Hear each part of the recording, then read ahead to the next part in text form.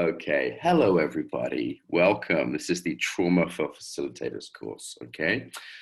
Why don't we take a few breaths to land? I don't know what you've been doing and what's going on in your life, but a lot of people have, heavy things. So put your feet on the floor. Let's do some of that embodiment shit, okay? Take a few breaths. No big deal. No special technique needed. Maybe checking in with yourself. How are you doing today? Breathing. Yeah, if you need to leave early, that's okay. Someone's just messaged me. Cool. Make a noise, make a noise. You've got your mic off, it doesn't matter. Let yourself be free to move, to stretch, to yawn, to wriggle. You're free human beings. This isn't school. So let me look at you guys. If you're willing to turn your camera on, please do. If you're kind of cameraed out though, I get it. So it's okay, it's okay. So it helps me if I can see at least a few people. Yeah, hello people. Out of 10, how kind of resourced are you today? Like 10 being like, I'm gonna bring the world, I'm gonna wrestle Tyrannosaurus. And 0 being like, oh my God, I'm tired, it's my period, I'm hungry, I can't take anything. Like 0 being like the least resourced. So just out of 10, I'm like a solid 8 this morning. I'm pretty good. I've done my meditation. I did a 12-step meeting. I'm like, you're getting a good version of me today. Yeah. I would say if you're sort of 5 or below, you might not want to do this workshop. Okay. You might want to watch the recording. So who's worked with me before? Give me a wave. Experience Welshers and Welshettes. Okay. And who's new? Who's a newbie? Who's a Welshie virgin? Okay, so what do the newbies need to know, guys? What are we going to warn them of? What do the newbies need to know?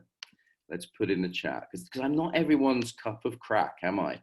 You know, I'm not everyone's cup of tea. And this is someone people may have just thought, oh, it's free, I'll sign up. Yeah, so some warnings. There will be bad jokes, okay? It won't be very politically correct, which sometimes upsets people around trauma particularly, but that's, I'm going to get into why that's a problem. There will be swearing. So if you have small children nearby, okay, headphones are highly recommended. Those of you who have, I appreciate you might have a child on your lap and you might need to do that, but get the headphones out. It could be challenging. If there's something you don't want to do, it's going to be interactive. If there's something you don't want to do, though, you don't have to do it, okay? But I would say generally, like learning about trauma, if you yourself are exhausted right now, not such a good idea, yeah? It'll be about 2 hours. What else to say? Yeah, key thing, this isn't a healing session. If some of you thought, oh, this is cheap therapy, you're in the wrong place, okay? This is fast-paced education for robust facilitators. Make sense? This is education. There's nothing wrong. I get trauma therapy myself. There's no shame in that. We'll talk about that, but that is not what I'm designed for. Mark Walsh was not designed to be a healing therapist for people who need gentleness. What I'm good at is fast-paced, effective teaching. What this is also going to be is beginner's level. So if those of you who are like somatic experiencing practitioners with, training in Hakomi and blah, blah, blah, this is going to be too simple for you. All right. And you're just going to ask annoying advanced questions that are going to be too much for most of the people here. So for the advanced people, I would say you could, have some humility and empty your cup, as they say, and look at this as, basics review. That's totally, I respect that actually. Or you can fuck off, basically. They're your 2 options, in terms of being open to learning. So a lot of people waste their life on free workshops. They think it's free, so I'll sign up. No, this is 2 hours of your life you're giving. That's your most precious thing. 2 hours closer to your death you're giving. So use that time wisely. How can you use it wisely? How are you today? How are you today? Put in the chat. Just like, don't say good or fine, that's boring. How are you today? Like, just like one or 2 words. How are you today? Content. That's a nice feeling. Neutral. Is it neutral? Is it just slightly one way or another? Eager, curious. Okay, grounded, tender. I'm a bit tender today. Been slightly brutalized by Berlin feminists and some tender interactions with some friends here. Tired of typing. Frustrated. Good. Thanks for owning that. Curious. Great. And what's the state you want to be in for learning? So you might be thinking, well, how can I just change? Just change how you're sitting, change how you're breathing. Do you want to be more open? Do you want to be more curious? Do you want to be more engaged? Some people come in there like sitting back like this, I can see you. Okay, it's like, do you want to be a little bit more, just leaning forward slightly? Try that, just leaning forwards just slightly. Or softening your face just a little bit, or opening your hands as if you were going to receive a gift. Make sense? As opposed to like clenching your belly, clenching your jaw, looking at me like I'm a fucking dog showing you a card trick. This isn't entertainment. This is interactive. I want you to be fully present. Your presence is required. Love you. Oh, thank you, Samira. That's nice to hear. I'm going to take that for me, even if it was for someone else. That was nice to hear. Okay, so I have slides today. Let's see if they've managed to get to my laptop. Share screen. Can you all see a lady on a tiger? Give me a thumbs up if you can see a lady on a tiger. Yeah, okay, great. So I think first of all, I need to show you the happy slides, don't I? Because, talking about trauma is kind of hard work sometimes. There's my favorite one. Okay, these are the happy slides, okay? We always play these before a trauma workshop. By the way, today is going to have some humor in it. That might sound strange when it comes to trauma, but Paul Linden is one of my main teachers, and he has worse jokes than me. He tells Holocaust jokes, like when working with Jewish people, for example, These don't go down very well in Berlin, I found out, but this is like part of my own education is to have a lot of humor, and that actually helps if it's done right. As I said, education, not healing. It's Zoom, but feel free to stretch, to move. You don't have to stay still like you're sitting in school. I'm not going to take a toilet break, but at any point, if you want to nip off, if we have breakout rooms, keep what's said there confidential. Obviously, this isn't confidential, and be in choice. Please, if I see you on the phone or emailing, I'm just going to remove you from the group because it's fucking rude, okay? So, this is 2 hours here, not phoning. If you have to do like childcare or cooking, I get it. Life is okay. But picking up the phone to people, I hate that. Fair enough? Is that fair enough? I'm giving you like my best, so I want your attention back. That's the deal. I want to find out a little bit about who are you actually. So in the chat, can you tell me your job? And if you haven't already, can you change your name to include where you are? So I've put Brighton/Berlin because I'm normally in Brighton. It'd be nice to know a little bit about your backgrounds, time of day. Natalia in St. Petersburg. Privyet. Okay. Rebecca, she's from my cultural background of Ireland. Some intergenerational trauma I have from my Irish ancestry. Yeah. So what is your job? And give me the non-pretentious, simple version, okay? Mental health professional, English teacher, female self-defense, cool. Okay, coach, student. Great. So I'm going to talk about facilitator today. When I say facilitator, it could mean coach, it could mean trainer, it could mean yoga teacher, it could mean dance teacher. Now, most of what I'm going to say is going to be applicable to everyone. You can think of parent as facilitator in a funny way. We're all coaching our friends. Okay, so we're all facilitators, but I'm going to just say the word facilitator because it's simple, and that's our focus today. All right. Good. I'm just looking on the screen where you are. Kalimera, Virginia.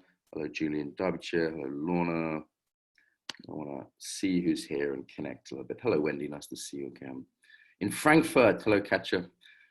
I heard Frankfurt, people actually sit on chairs when they drink beers, other than like Berlin, where they sit on the grass. There's no furniture here for some reason. What the hell's wrong with people? Istanbul, Marhaba. Okay, over in Russia, Dabro Pajalovic, Danny Dolma. In Italy, ciao bella. Christina in Amsterdam, Samira. Hello, wonder people. Okay, and do turn your cameras on if you're willing. I won't mind if you're doing live shit, okay? Alrighty, cool. So, where to begin? So we've done the warnings, safety first. Notice your capacity today. If your capacity is, you're worried about it, watch the recording, okay? Watch the recording. It's cheap. If you really can't afford it, message me. We could still give you it for free if you're a traumatized person. It's education. I'm expecting you to be a grown-up, basic robustness. There may be triggers today. Are we telling stories? There may be things that are like reminding you of your own trauma. If you find yourself freezing, not moving, flooding, you're emotionally overwhelmed, or dissociating, spacing out, get up, stamp your feet, Look for someone friendly in the room or on the call. Breathe, move, okay? This is going to happen in micro ways for all of us, no doubt. So, yeah, and I'll come to a little bit more about what these things are. I speak very quickly, particularly when I've had coffee like this morning. If English is not your first language, let's say you're an American for some unfortunate event, okay, that's not your fault. You can ask me to slow down. Ask me before you hate me. That's the secret. Here's the symbol for Mark. I don't have ADHD like you. Please slow down. Can everyone practice this? Do it as if you were stroking a cat, not as if you were hitting someone on the head. Make sense? Okay, that's the Mark, please slow down symbol. If I say a British word you don't understand, then please do. I speak in very sort of slang. It's not BBC English, so don't feel shy to ask me to explain what a wanker is or what knackered means or anything like that. How you guys doing? You still here? Still present? Yeah? I would say now's the time to decide if you want to be fully present for the next hour and a half or if you want to leave now. I won't be offended. It's a big group, so make a choice. Alrighty. I don't believe in being offended, so I can't be offended myself. It's not a concept I actually understand even. It doesn't even make sense to me as a concept. Okay, so aim as intentions, overview of the field. We're going to overview, define trauma in a minute, overview of the field. It's just an overview. It's not an in-depth training. You're not becoming a fucking therapist today, okay, guys, in 2 hours. So it's not giving you techniques to work with other people. It's more about yourself, education, not therapy. Some practical things you can use like stabilizing and referring we'll talk about. You might get some insights, and believe it or not, it's going to be enjoyable for most of you. Okay, assuming you like swearing and jokes, it's going to be actually quite enjoyable. It's possible. I do workshops on trauma to soldiers, to police, and they're laughing most of the way through. Sometimes they're crying as well, but they're nearly always some laughing. And this is a really good way to learn about trauma. Yeah, do not confuse that humor for disrespect. Okay, I spent a long time 2 days ago sitting with someone who'd just been sexually assaulted, listening to their pain. Okay. I'm capable of doing that, but humor is sometimes the best thing to help a bit of sweetness to help us go down the education. As I said, not a trauma geek out for the experts and not therapy for you. All right, where am I coming from? Let me tell you a little bit about my story, just because I think it gives us context and it also helps us learn about trauma. So I was born in rural Cambridgeshire. It's a part of England where the food comes from. It looks like Holland. It's full of hard drugs and cousin marriages, okay, where I come from. It's the British equivalent of Alabama, I would say. It's countryside, but rough. It's called the Fens. I grew up in an alcoholic household, so I had some trauma early on because of that. I was also part of a very bad education system where I was sort of bullied and had potentially some trauma from that as well. I was also carrying some intergenerational trauma, no doubt, from my ancestors who fought in World War II and who lived through the Irish famine, which was really a genocide. And yeah, this was kind of normal to me. I didn't know I was traumatized at the time. I just thought that's how I was. Everyone in my family was mad, so I went to study psychology at university. Weirdly, I did a 3-year psychology degree and not once was trauma mentioned. Not once. Crazy. Okay. That's partly because it was academic. It's partly because of the times, yeah. People have amnesia with trauma. It's really interesting. Like there's been a war and then people understand about trauma and then there's amnesia. It seems to be this thing that happens. I studied martial arts. This was part of my own trauma healing. Got a sense of boundaries and structure and rigor. Some of the things that are lost sometimes with trauma. Self-regulatory skills. I worked in outdoor education. That's an abseil tower. If you know climbing an abseil, and learned about the stress response up close. I then went to do humanitarian work in war zones. That's the bullet holes in a school of a slum in Brazil I was working in. And by this point, you can see it in my eyes, I'm pretty fucked up, okay? I was getting PTSD from post-traumatic stress disorder. I'll talk about that later, from working in war zones. That's me and my friend Meshu in Ethiopia. That's me with his machine gun. I was around quite a lot of violence. I've been to Sierra Leone, Afghanistan. 2 days before my marriage in Ukraine, I was teaching soldiers there. I actually met my wife working in the war in the Ukraine. She was my interpreter there. I've worked a lot in Russia and Israel, so I understand this cross-culturally. I speak some Russian and some basic Hebrew and Arabic. And the Embodiment Conference and recently COVID Calm has brought work with trauma and stress into a new light. I've been very lucky to be exposed and interviewed many of the world's leading experts on trauma, such as Peter Levine, or who else have I interviewed? David Baselli, Irene Lyons. I mean, most of these people I've interviewed at least once. So I've been quite lucky. And as I said, I'm an educator, not a therapist. I've worked with all kinds of clients. I've delivered trauma work in the House of Lords, which impressed my dad before he died, which is every son's dream, of course. I've worked with most of the major charities, for example, Save the Children, Oxfam, Warchild, people like this, major NGOs. So they pay me for advice on this. And as I said, I've lived and worked all over the world. So I'm very interested in cultural aspects of this, a little bit obsessed, actually, I would say. Okay, so it's a little bit about me. Here's something about you need to know. Natural hardiness. So my basic frame is that human beings bounce back from shit, okay? My basic frame is not, oh my God, we're all so delicate and we're all so damaged, and oh my God, we all have trauma. My basic frame is we're pretty fucking tough. Yeah, 50% of women who are raped don't get PTSD. That's amazing, okay? Now, that doesn't mean it's not fucking horrible. It doesn't mean they don't have some kind of trauma symptoms. But the fact that they're not diagnosed with PTSD, now there's diagnosis issues, but people can bounce back. I've met people who've worked in refugee camps their whole life and have no trauma symptoms. It's like, wow, how the hell? Yeah, it's quite random actually sometimes. So my basic frame is we bounce back from pressure and stress. And I think that's important, or else when you start learning about trauma, you start thinking of yourself as very, very delicate and having to be very, very careful. And I think that's actually a problem. That doesn't help us. Okay, I'm going to look at the comments here and just see what you guys are saying. Yeah, that's fine, Maggie, no worries. Okay, you can always buy the recordings. Could it be a defensive association? I'm not quite sure what that's in reference to. Great. Okay, cool. So let's start with the fight-flight response, and then we'll define trauma, and then I'll open it up to a few questions to keep it interactive. By the way, if you have a question, please write it down on a piece of paper and then type it. It will make the question better. It will make it clearer. Yeah. Cool. So we have this basic physical stress response. This is normal. Dogs have it. Human beings have it. As you can see, the human beings on the right are not so different from the dogs on the left. We call this fight or flight. We'll also talk about freeze. We could also talk about flop and fawn. I'll come to that stuff, but let's start with fight or flight. Okay. Basic mammalian response to pressure is we either want to kill it or get away from it. All right, some cultural differences around this, but basically it's pretty universal. You know, I've worked with kids in Ethiopia, Japanese businessmen, street kids in Brazil, millionaires from Russia. They all have the same basic shit going on. All right, this is a basic animal response. What is the problem with this response? Please put in the chat. What is the problem with having this response? Surely it's a good thing to have this fight or flight response. Why might that be a content of the problem? Let me come back to you, Andy Rood. Okay, so being constantly in stress, that's pretty much a definition of trauma, okay? That it gets stuck, it becomes a more permanent way of being. It's not fight and then relax. So think about the last argument you had that wasn't traumatic. You probably got a little bit upset and then you calm down. That's a normal human being thing. You didn't get a little bit upset and then stay there forever. Okay, that would be more of a problem.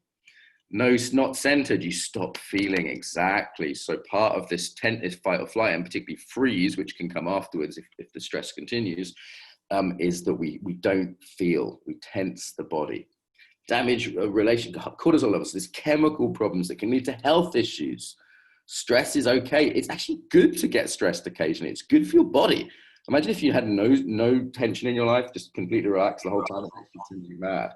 Yeah, so a little bit of stress sometimes is good. But constantly is going to damage your health. This it suppresses your immune system, if nothing else. Yeah, you can respond when it's not needed. Okay, so if someone's really attacking you, that may be a time to fight. But if someone just reminds you of someone who wants to attack you, and that fight response is still in your system, that's not okay, is it? It's not the appropriate response. Okay. Also, for me, this is about freedom. So we lose behavioral choice. I'll give you an example of this. So my friend Daniela, my colleague and I, Daniela, were at a German spa a few days ago. Okay, she shared this story publicly, so I know she won't mind me sharing it publicly again. There were sun loungers, all had towels on, very German thing to do if you've ever been on a holiday to Spain, okay? And there was a sign up saying that you can't reserve sun loungers, you know? And she said, well, this is not fair. You know, somebody's tried to reserve one. I need a sun lounger. So she folded the towel up and put it next to the sun lounger and she lay down. Then a very angry German man came along 10 minutes later and said, you know, you silly cow, he said in German, he said, why have you moved my thing? And she very calmly in an assented way saying, the rule is you cannot reserve sun loungers. If you have a problem, please talk to reception. I would like to enjoy this sun lounger. Please go away. Okay, very calmly told this man that he could basically politely told him to fuck off. Yeah. Okay. Now her response of being able to hold that boundary, being able to stand up for her rights, I thought was lovely, and she was able to do that in a centered way. Was she in a fear response? And I'm sure that was a little bit going on inside for her, right? Were she stuck in a fear response and a flight response? She would have said, "I'm so sorry, you have it back." Yeah.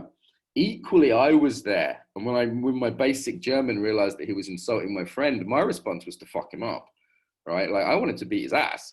Okay, I was like protective. This is my friend, and my sort of protective masculine side's coming out. And I realized that I didn't need to do that because, you know, particularly in Germany, it's very unlikely someone's going to actually physically fight. You know, he wasn't going to assault my friend. My friend was perfectly able to stick up for herself. She's a strong woman, right? So my freedom in not being stuck in fight, which is how I used to be stuck, was just to simply to say nothing. Okay, so I had the behavioral freedom to just leave it to Daniela. Just making sense? So notice we each had an opposite tendency, but neither of us was stuck in that.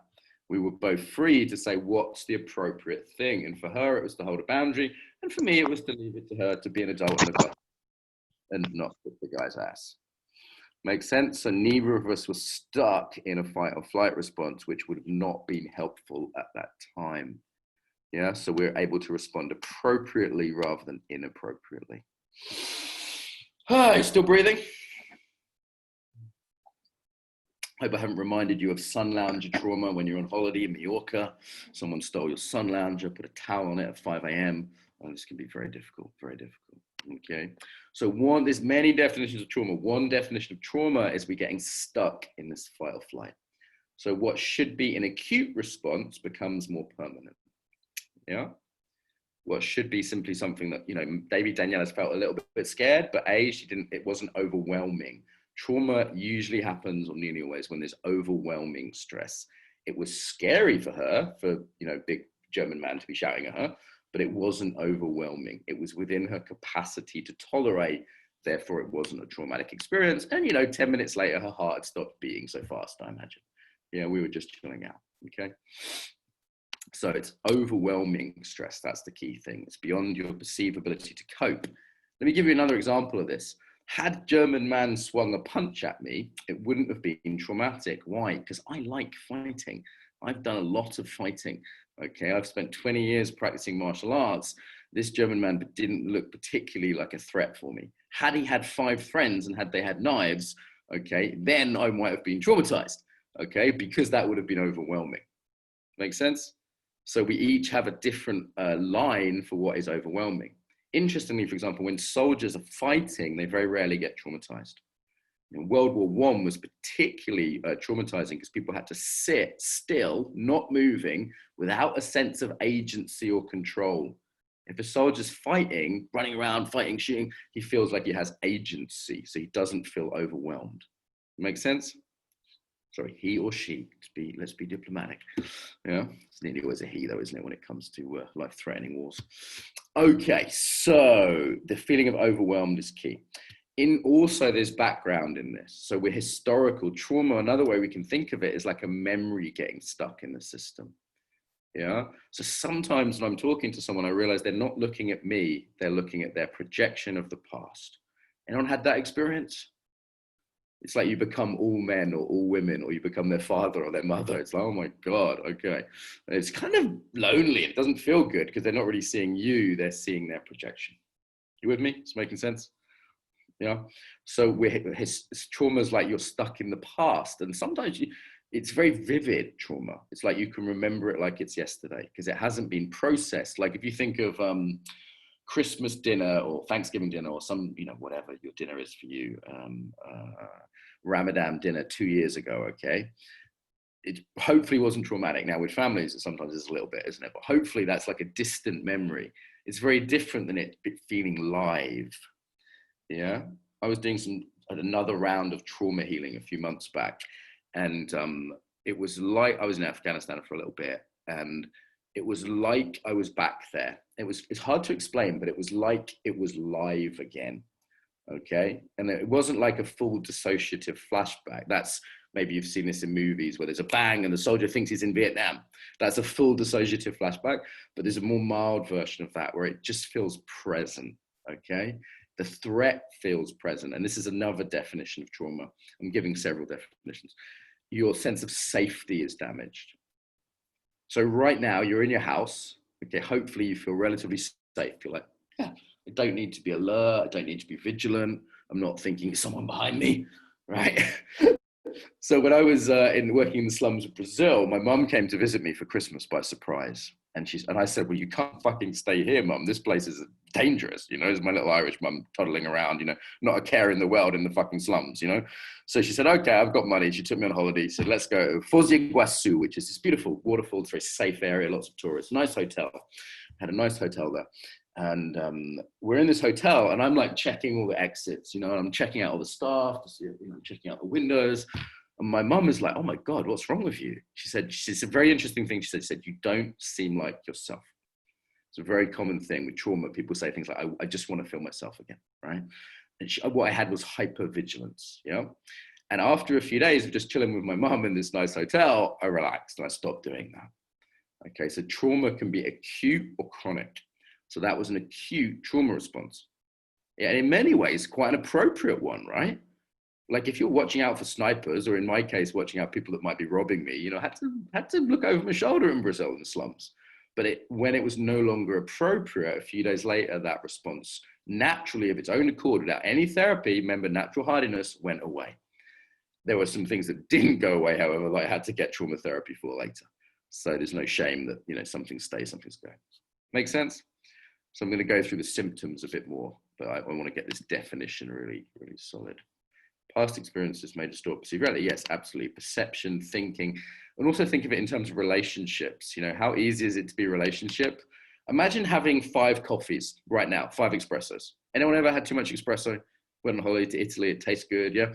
That's how traumatized people can wake up in the morning, right? Now imagine having 10 beers or 5 beers and you're completely zonked out. Add that on top. Okay, so this is hyperarousal and numbing. 2 separate symptoms, but they can be combined. So it can be wired, but not feeling. Yeah. So if you've not had trauma, if you not know what that's like, that's a pretty good analogy for how it can feel. It's very unique, but that's one way it can feel. Yeah. Do I mean choice? Yes, I'm talking about behavioral choice rather than being stuck in response.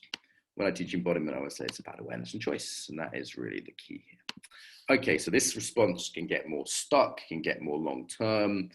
Okay, that's one way of thinking about it, yeah?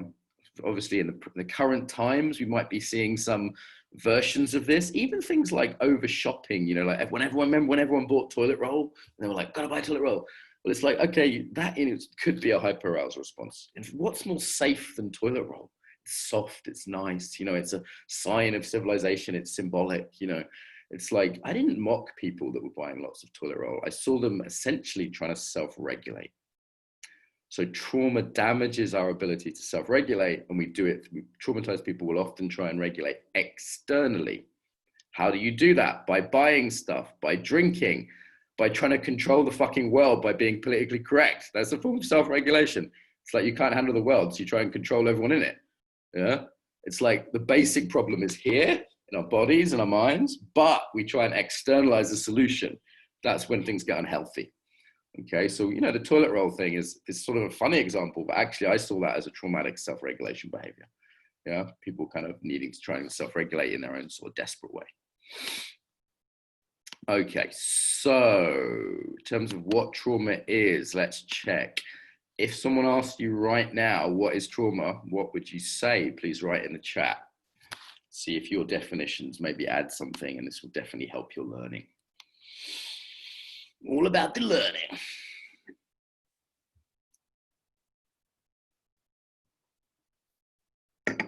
So what is trauma? Someone said, what is trauma? What would you answer, having had 32 minutes of trauma education? You lucky things.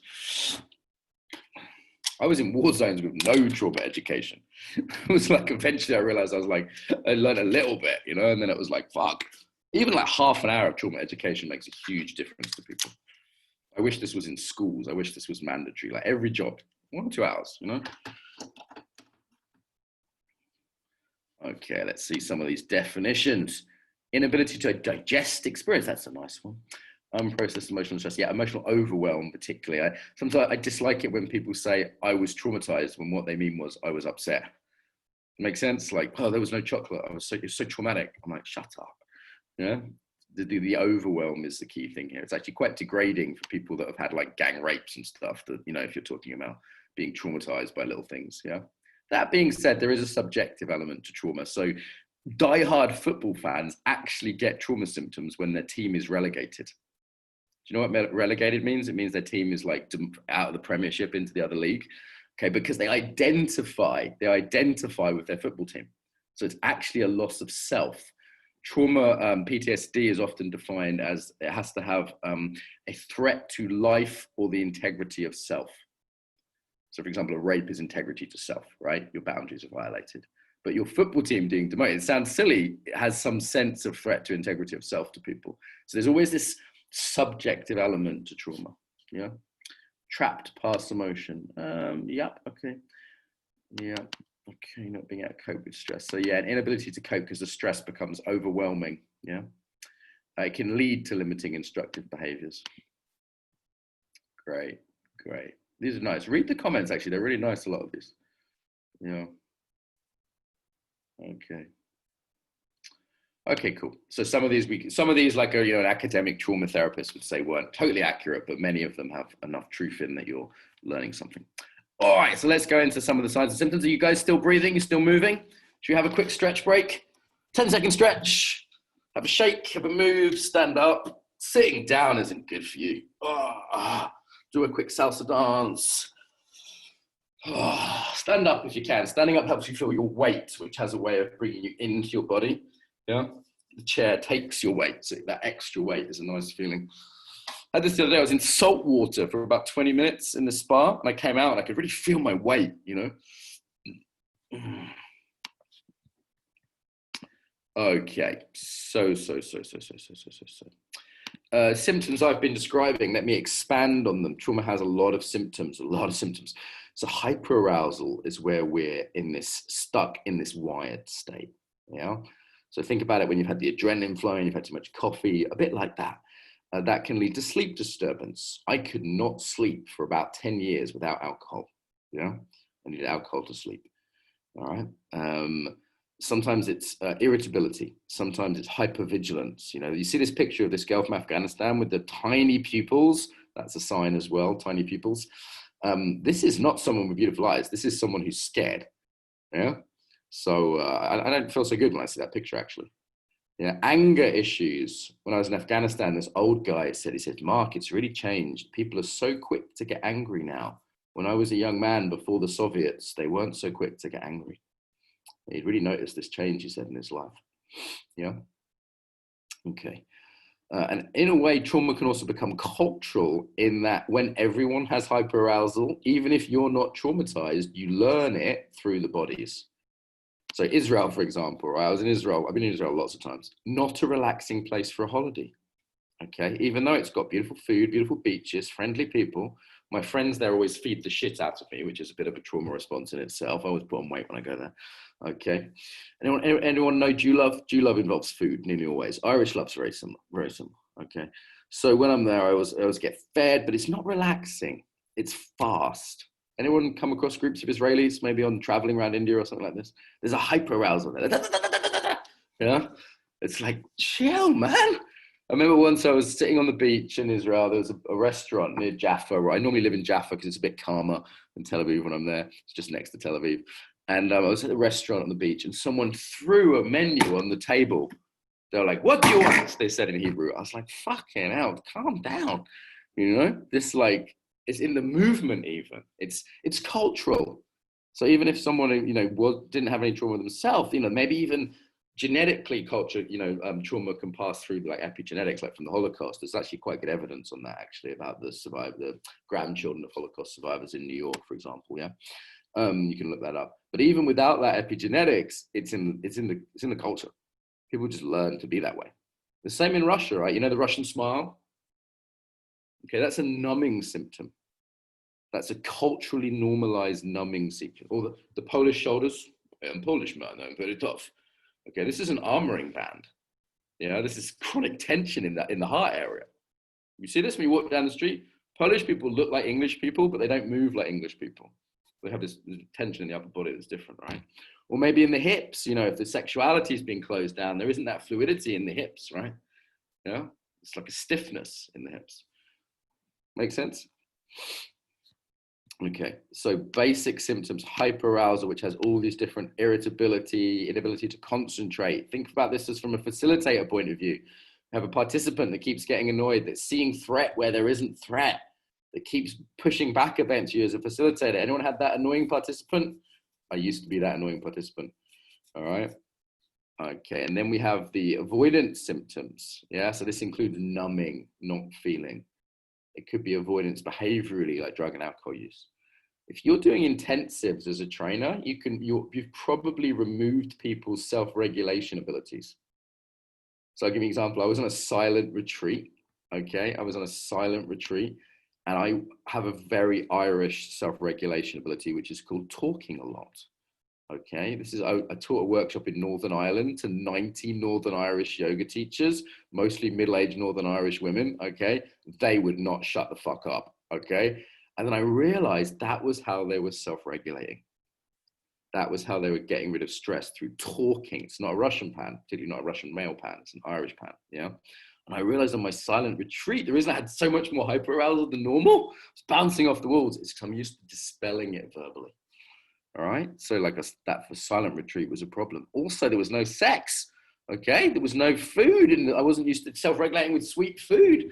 Okay. I couldn't just go have sex when I felt stressed. There was all my normal techniques for dealing with stress had been taken away. I was just left with fucking meditation. Okay. God. It's like, that's like one of my techniques. Right. So this was no wonder I was bouncing off the walls.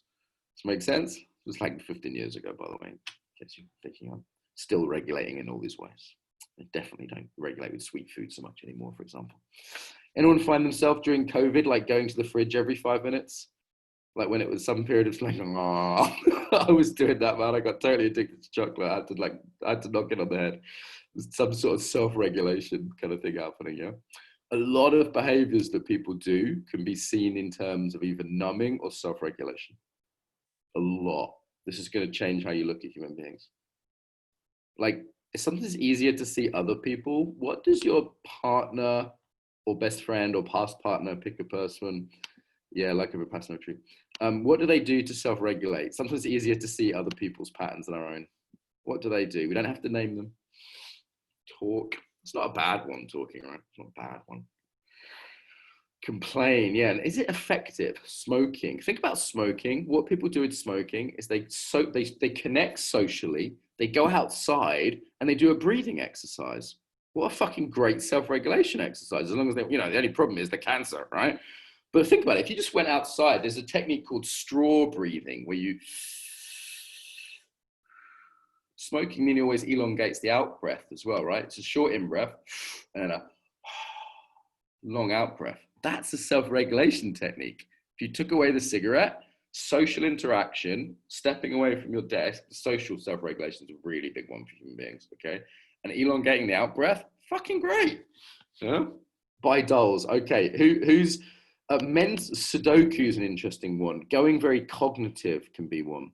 I remember my best friend killed herself very sadly, and for 3 days afterwards, all I did was play computer games and drink beer. The computer games just gave my mind something to do. Does that make sense? It enabled me to be like Sudoku or whatever, like cognitively engaged without thinking about something else, you know? Who likes a bit of retail therapy? Who tends to buy things? No, it's interesting. Some people really do that. Some people don't at all. Okay, maybe you've got healthy ones too, like running. Okay, so the gym, you know, this is burning off that excess charge. Exercise is really, really helpful if you have hyperarousal, right? When my students have hyperarousal, I say, yeah, do the trauma therapy, but join a fucking gym, you know, burn it off. That could lead to exercise addiction, though, right? There's even a healthy thing like talking can be unhealthy. Healthy, you know, if you're blah all the time. Yeah. What else do you do? Work. Who's a workaholic? A great way to avoid feeling is to keep working. Somehow people are proud of that one. Cleaning. I did lots of cleaning during COVID. Anyone clean their house? I was like, or OCD behaviors. I like organized my books in color order. I was like, now I have control. I have control over the universe. This is actually quite an interesting point. Trauma is about feeling lack of control, lack of safety, lack of control. So you'll see often traumatized people will be a bit rigid sometimes, or they'll insist on certain things, right? See that compassionately as self-regulation. It's fucking neurotic, right? Like, have to have things in a certain way. And you'll see weird little patterns, like soldiers will put on their left boot before their right boot, and they'll have to double knot. You know, they'll have certain little rituals, and it's about feeling in control. Sometimes it's not so bad, right? With the boot one, doesn't affect their life. It's not like full OCD. You know, sleep. Often people are traumatized, they need to sleep a lot. Okay, it's like their nervous system's recovering, like 12 hours a day. Again, after my friend's suicide, 12 hours a day, just sleeping a lot. My whole nervous system needed to recover. Beauty. Okay, interesting one. What do you mean by that? That's interesting. Cooking. That's nice. Okay, so do you see how these could be really healthy self-care techniques, or they could be neurotic patterns that fuck you up? All right, the gym's a good example. It can go either way. Buying things, it's not the worst thing in the world. You go outside and you treat yourself to a nice new top. Okay, whatever. You spent £10. Not the end of the world. Okay. So the key thing is also to look at your coping mechanisms. And I'd say this in a stress workshop as well. Are they healthy? Have they gone too far? Are they out of balance? And do you have a range? So if, with the Irish woman, it was like talking, it's like they maybe needed some more range. Yeah. Having a cup of tea, a very good British one. Tea is interesting actually because it's a stimulant, which you'd think would be the last thing you need when you're hyperarousal, but there's a ritual. There's a pause. My mum will always say, if anything happens, you know, her sister, remember her sister once, her sister died, my mum's sister died. And the first thing she did, said, let's put the kettle on. Okay, and it gave her a pause and it gave her something familiar to do. It gave her a little ritual for 3 minutes while she processed this surprise death that she wasn't expecting of someone she loved. And then she sat down and then, you know, she cried, we talked, you know, things happened. But it just gave that pause. So the making the tea one, I think that's a pretty healthy one. Pretty healthy. Yeah. Best of British.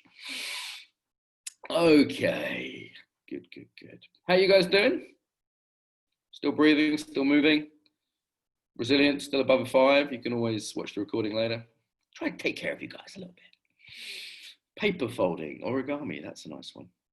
Get a pet. Yes, animals can help you self-regulate. So here's the other thing. We're social animals and we co-regulate. Yeah, so you can always do this. Now, everyone, look at the screen. Look at the nice humans. Smile. Remember you're like them and they're like you, even if we have differences. Yeah, we're all here to learn. We have things in common. Most of them seem pretty unthreatening, right? They look like they're pretty generally friendly. They're not attacking you or anything. Yeah. Seem like a nice bunch, don't they? Is that relaxing? I find that relaxing. Even introverts find a little bit of that relaxing. Yeah. We co-regulate. So when a baby cries, we don't look at the baby and say, oh, you didn't do your breathing technique, alternative nostril breathing. When a baby cries, we soothe it. We use our voice, we use eye contact, we use movement. Movement and social interaction are way more helpful than some yoga technique. Yeah, makes sense? You can do the yoga technique as well, but you know, co-regulation is what we do. We're social animals. We feel relaxed around people who are in our tribe or our non-threatening humans. Unfortunately, modern cities we're surrounded by strangers, which we're not evolved for. Yeah, strangers are very interesting, actually, from an evolutionary point of view. Slight aside to this, a stranger represents two things. It could be the best thing in your life because strangers represent trade and strangers represent fresh genetic material. Don't fuck your cousins, people from where I come from. Okay, so this is why exotic is erotic. If you meet someone who's like a different color from you and speaks with a different accent, it's normally like, oh, that's nice. Yeah, And also we're trading animals. Trade is one of the quickest ways to multiply, life and goodness, right? So a stranger is an opportunity, but they're also a threat. So in our past, tribes would rape and kill each other. This is quite normal. Okay, it still is in some societies, yeah? Some Amazonian tribes have like a 50% death rate from violent death from other tribes. It's insane. Now, other tribes are more peaceful, but a lot of them aren't. So when you see someone you don't know, it's highly stimulating, because it's opportunity and threat. Makes sense? Whereas someone you know is like, okay, cool. It's kind of relaxing and kind of a light way. Yeah, generally. We also have more baggage with people we've been around a long time. Yeah, they're the ones that trigger us most. We have the most history. I always say family is advanced, okay? Family is advanced. Alrighty, so back to symptoms. We've got avoidance symptoms like numbing. That can lead to physical health problems, okay? Not feeling ourselves. Disembodiment. Also reliving symptoms. I mentioned dissociative flashbacks. Okay, more commonly it's just thinking about something a lot. So when I was in the slums of Brazil, I saw some violent things, unfortunately, and I just kept thinking about them. They were just on my mind. I kept replaying certain scenes. Now I wasn't like tripping out. I still knew where I was, but I was thinking about it a lot. Okay. And as I said, sometimes it's a feeling or like a smell or a taste. Smells brings back a lot, actually. Yeah. It's like a felt sense of like, oh, I'm alert now. Actually, Daniela and I were making jokes when COVID kicked off, because Daniela was also in Afghanistan. When we were so used to threat and conflict that when COVID happened, we were just like, this is a Tuesday. We weren't freaking out. In some ways, it was more comfortable. Does that make sense? Because it's familiarity to the intensity, to the threat. Yeah. So one reason, unfortunately, of something called repetition compulsion, Freud identified this, it's quite old theory, but some truth to it, that we tend to seek out that which has already traumatized us. Now, this could seem profoundly unhealthy, right? Why would we do that? Think about it. It's a healing urge. It's an urge for completion, but it's also just what's familiar. If all your relationships have been abusive, it will be comfortable to be in an abusive relationship. I don't mean pleasurable. I don't mean nice. I mean comfortable. Like cross your arms. Everyone cross your arms. Cross your arms if you're willing. That's comfortable. Cross your arms the other way. That's how a non-abusive relationship will feel. It will feel awkward. Does that make sense? This with your fingers as well. Yeah. So it will feel awkward even to be in a kind, loving relationship. Yeah? This is really important for facilitators to know. It might feel more comfortable for a participant in a workshop, for example, to be in conflict with you rather than in harmony with you. Yeah. Okay, so we have 3 basic sets of symptoms. If they're combined, if there's enough of them, there may be a diagnosis like PTSD. Who's heard of PTSD? Gives away post-traumatic stress disorder. Who's heard of generalized anxiety disorder? Less famous, but it's another one. Okay, there's various other disorders, okay, that you can be diagnosed with. Some of them really shattering the self, and this is where we get into like personality type stuff, personality disorders. However, you can have symptoms without having a diagnosis. Another frame I quite like, if you look at someone like Irene Lyons, who I recommend, would just be like nervous system health. It's rather than looking at it in terms of disorders and symptoms, looking at it in terms of how healthy is your nervous system. Is it well regulated? Does it go up and down? Does it go extreme up and then extreme down? Is there what's called a high window of tolerance? So this would be the idea that you can, let me give you a graphic, actually, it's probably better. Oh, I deleted the slide. That was unhelpful. Never mind. Okay. So window of tolerance means that you're not overstimulated quickly, but you're also sensitive and not numb. So what you'll see with traumatized people is as stimulation increases, numb, not feeling anything, completely numb. Oh my God, can't handle it. Okay. With health, this window opens up.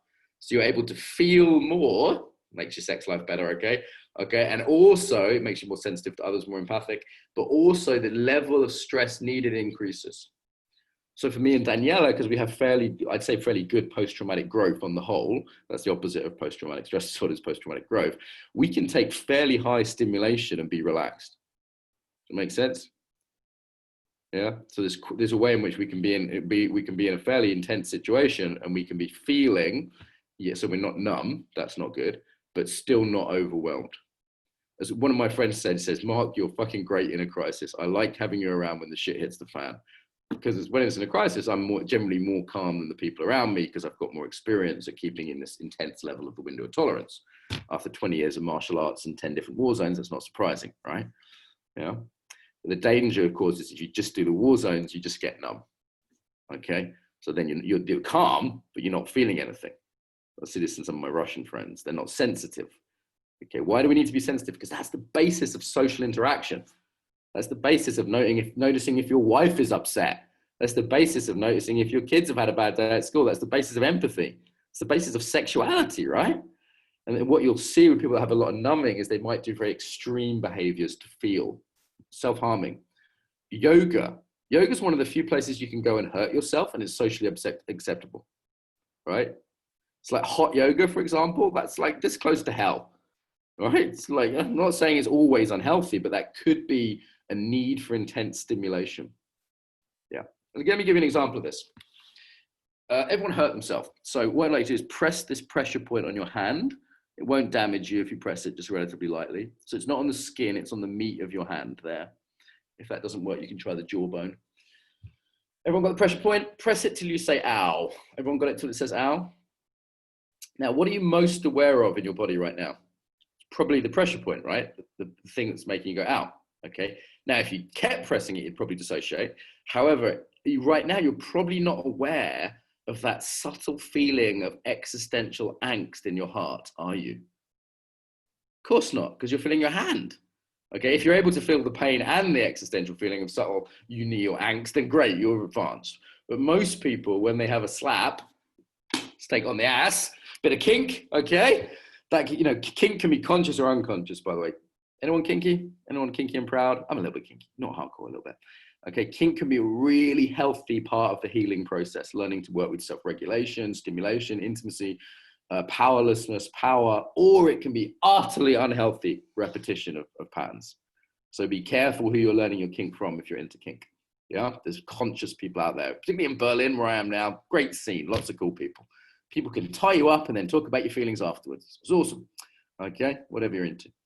So kink is actually a very interesting example. I think sometimes kink is just people getting, how can I say, addicted to stimulation, right? Whether it's yoga, kink, extreme sports, drugs, risk-taking behaviors, because you feel something, you break through the numbing, like self-harming. Better to feel pain than nothing. You with me? So if those of you who are yoga teachers, who are yoga teachers or martial arts teachers, give me a wave. Yeah. So you've got to be careful of this for students, right? Because the students might be pushing themselves really, really hard. And you're saying, hey, just do what you feel like. And they're like, I feel like intensity. Okay. So the normal sort of rule of, you know, I hope that you're consent orientated, you're giving people options and this kind of thing. But even that is not enough, right? Because what people feel normal will be intense because they can't feel normal. Normal's numb. Normal's disappeared. Yeah. So the you see this in a lot of personal growth, breath work, conscious dance, people addicted to intense states. Yeah, and unfortunately, a lot of teachers in the personal growth world, you know, pumping it up the whole time, you know, it's like, yeah, it feels good because you feel something, it's addictive, but then you need more to feel. Does this make sense? So the more intense stimuli, the more we actually can't feel the subtle things. When I used to do a lot of drugs and a lot of kind of adventurous sex and all sorts of other things, right? Like you don't notice the beauty of the light coming through the trees in 10 a.m. You don't notice that, okay? So life isn't satisfying. You can't just enjoy a glass of cold water. You have to have, you know, a fucking cocktail full of sugar and alcohol, you know? So this is one of the problems with intensity is it gets more and more and more. You'll notice this with porn too, right? You know, day one, it would be like blonde girls. Day two, blonde girls with big boobs. Day three, blonde girls with big boobs and 2 blonde girls. Day 4, blonde girls with a donkey and a blah, blah, blah. And oh my God, you know, before you know it, you can't be turned on by anything normal again. Same process of desensitization. Make sense? Yeah. I look at porn like junk food. Maybe in moderation. Maybe. Okay, good. You guys all right? I mean, I'm using lots of examples, A, because it amuses me, but B, because it will stick in your mind a lot better.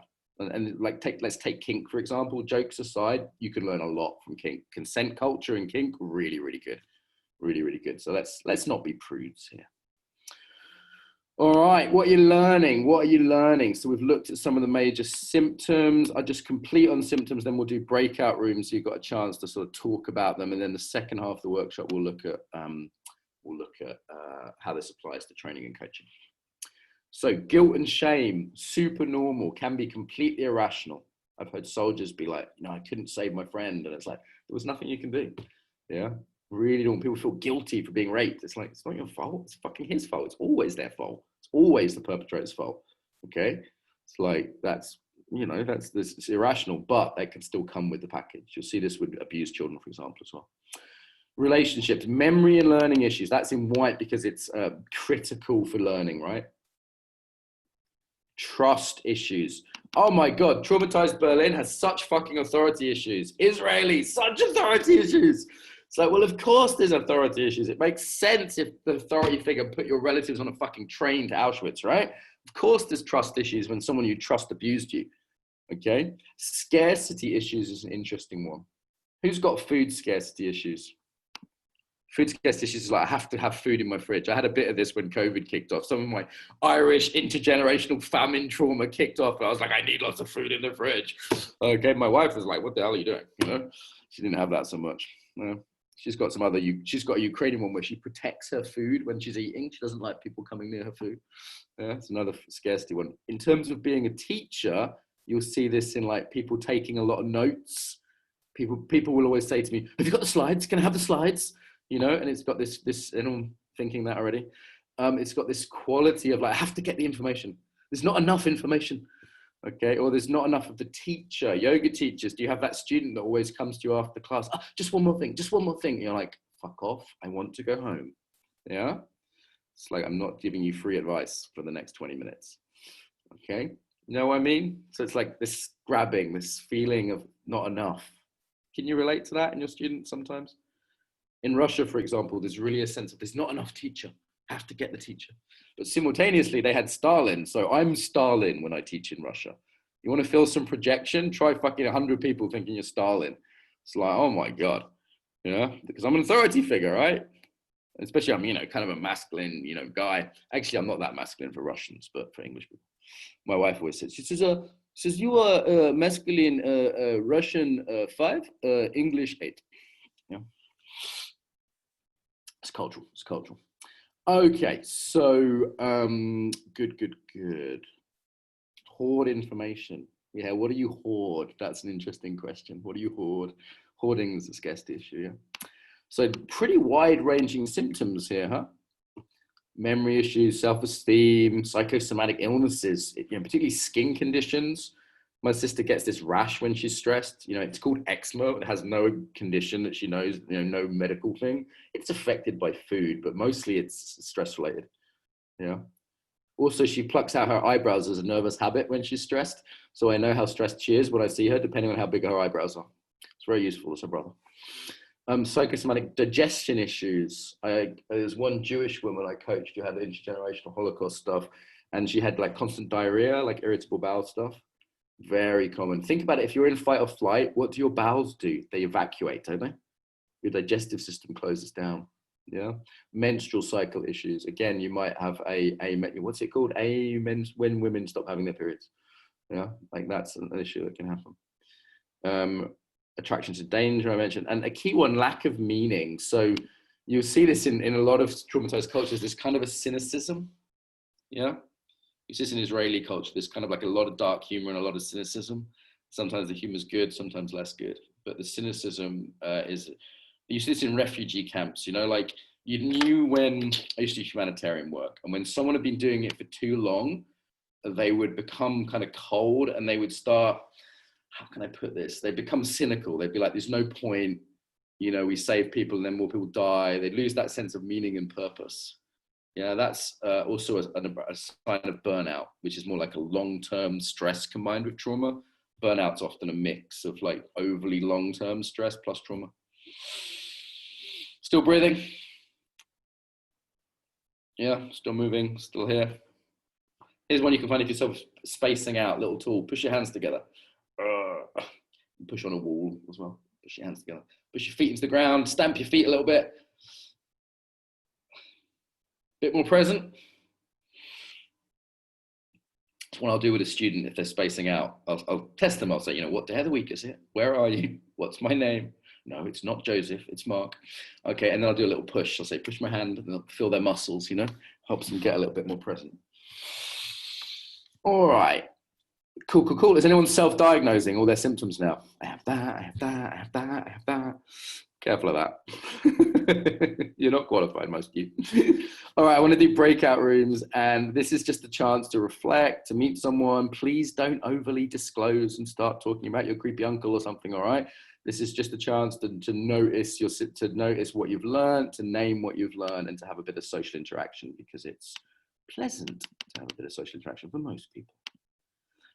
Okay, so you should have a little thing cropped up.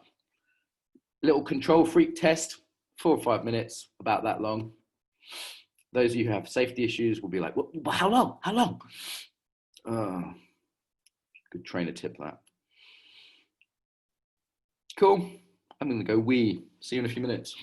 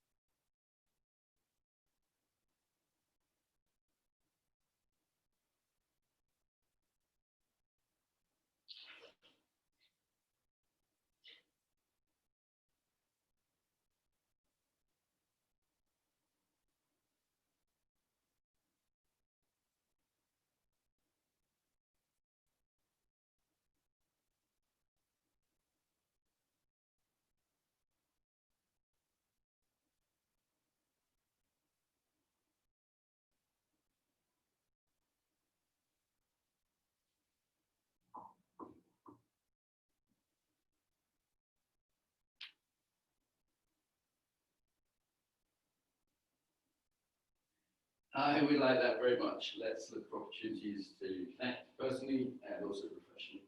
I think we're some good balance for each other, I would say. So we won't make a bit of a super team, I'm thinking.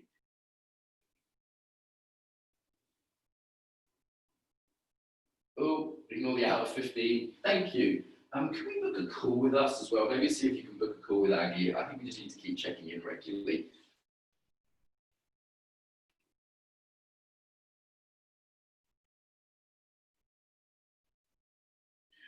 Yeah, and you know what? I think our relationship's maturing there, so I'm not stressed about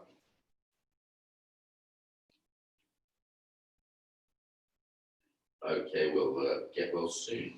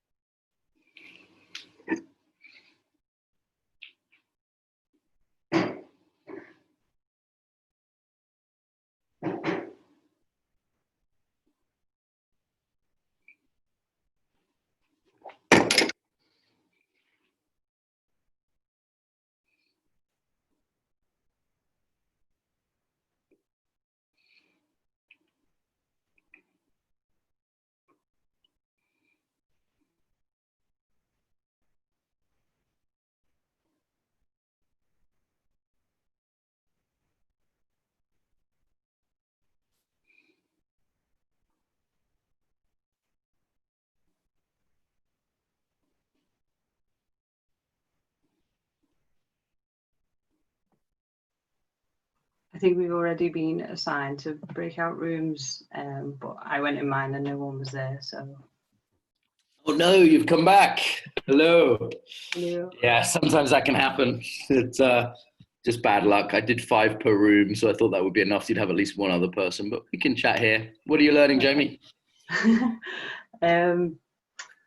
Just, yeah, I mean, I've done Hakomi training, but it feels like I'm learning different things. I feel like just that I'm understanding maybe a bit more about, because I think the problem maybe with training where it is more about trauma is that you don't get the basics of like, yeah, and I'm quite a reflective learner, so I'm struggling a bit to put into words what I've been making notes. Yeah, that thing about intensity and making notes and that sort of thing really resonates for me. And seeing that a lot in both myself and in the people that I work with when I do workshops. People asking for you to send quotes or send the notes that you've made for a workshop, that sort of thing.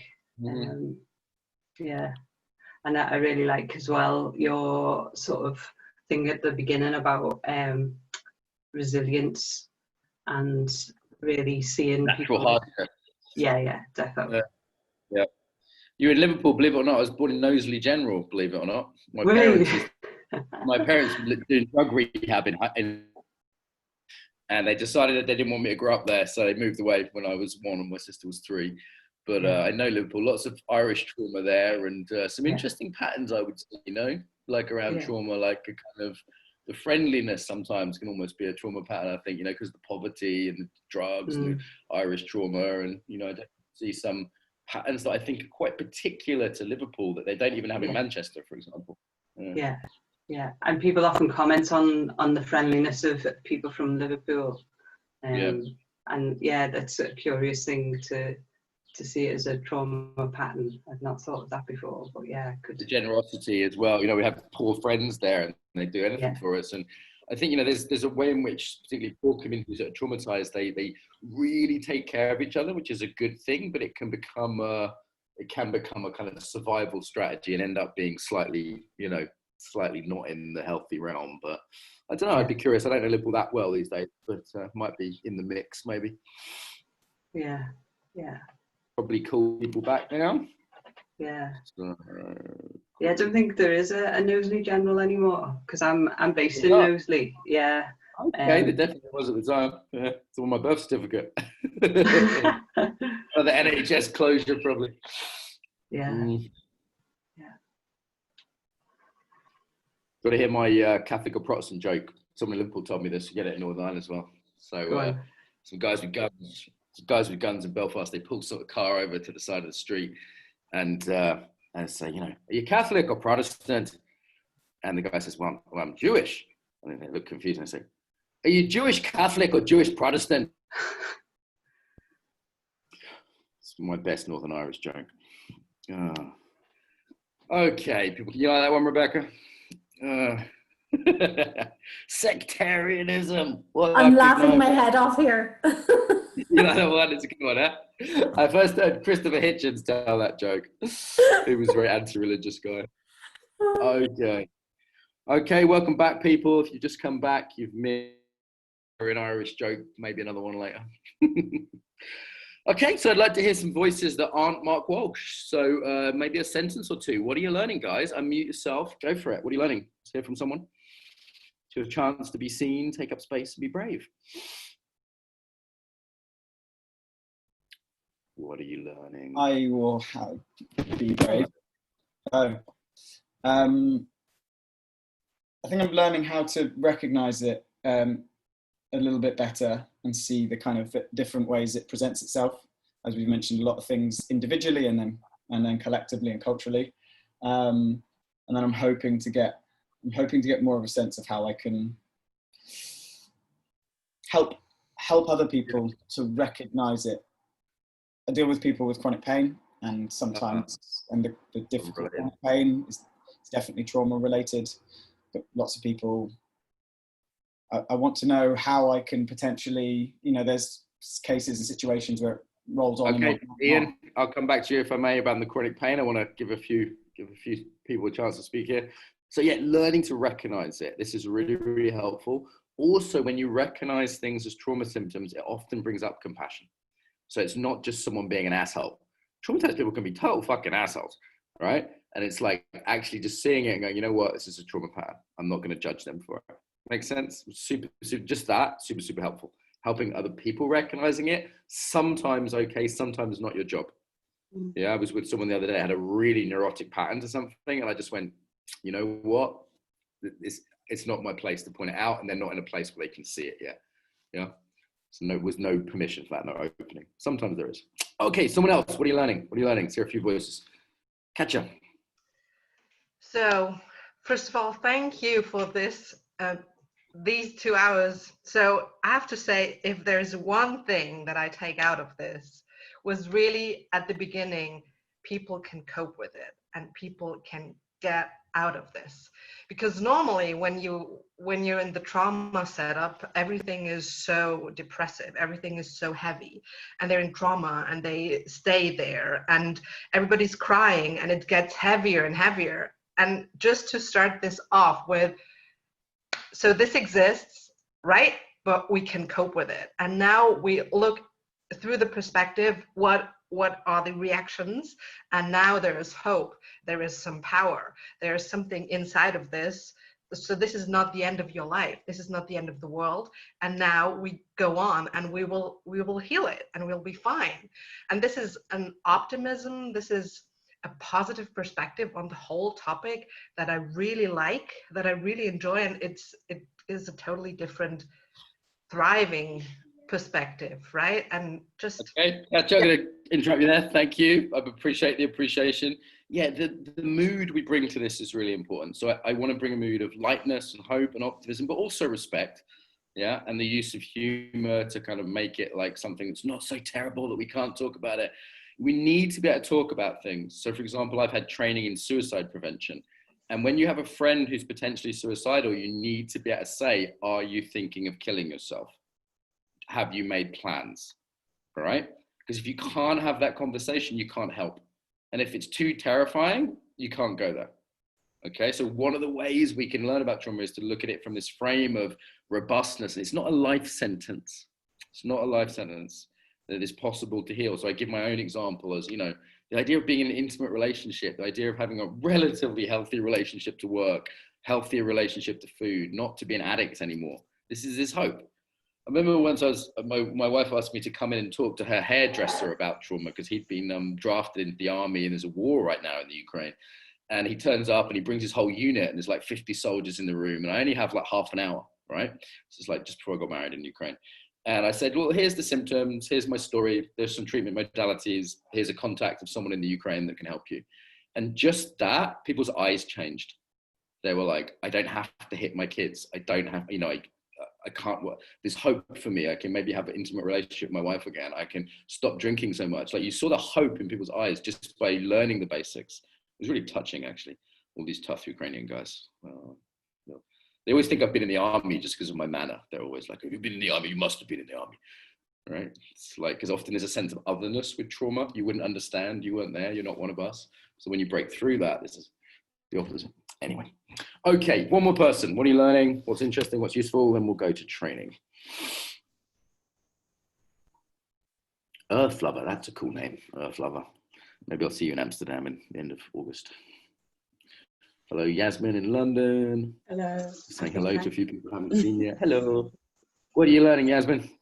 I think it's actually given me an opportunity to reflect about trauma, and I'm the questions that this is bringing up for me, not for you to necessarily answer, but is if everyone is actually conscious of their trauma, and you know, could it just be sort of an amalgamation of micro traumas along the way that they haven't actually been aware of? And then that concept of learning trauma, if you've learned, I'm not sure if that's quite what you meant, but sort of learn behaviors of you know, traumatic experiences. Then if someone has learned to hold trauma, is it truly their own? You know, I think it's sort of bringing up those sort of nuances in regards to trauma. So I think that's been a good learning opportunity that will continue post training. So thank you. Thanks, Jasmine. Yeah, so think about embodiment. Those many of you have studied embodiment with me. That's my main topic, right? We learn embodiment through mimicry. So little kids all look the same, black, white, yellow, anywhere in the world. They all kind of look the same. They hold themselves the same. They breathe the same. The posture's the same. But by 5, they've taken on the cultural patterns. So whether it's tension or the breathing's closed down or their posture's changed, you can see at 5, definitely by 10, what culture a kid is from. At 3, you can't. You can't see. You don't know, right? Because they're all the same. So we're taking on culture through the body, through mimicry. That's how culture is, how we're enculturated. No one has to tell you to be British or Irish or, whatever it is. We could subdivide that. A Berlin Turkish person, for example, right? We could subdivide and subdivide. No one tells you. You just pick it up. You pick it up from being around people. Now, if those people are traumatized, that's what you're picking up, right? So this is well worth knowing if you have a family history of this oppression in your family, there's racism in your family, there's, war in your family, or you're someone from the Ukraine that's had famine, war, rape, all these things. It's like, of course you're going to pick something up, even if your life was pretty nice, right? My wife's from the Ukraine, but she grew up in a fairly wealthy household. She didn't have any food scarcity, but her grandmother was in the fucking Holodomor. If you don't know your history, by the way, learn about the Holodomor, all right? It's, this is absolute fucking nightmare, yeah? So it's like, you think that's not in her system? She was actually raised by her grandmother. She's not even 2 generations away. She's 1 generation away, It's just like, this is well worth knowing about. It's also well worth considering that while on a human level, there's 2 levels I like to consider. So on a human level, we're all the same. We all have a fight-flight system. We all have a nervous system.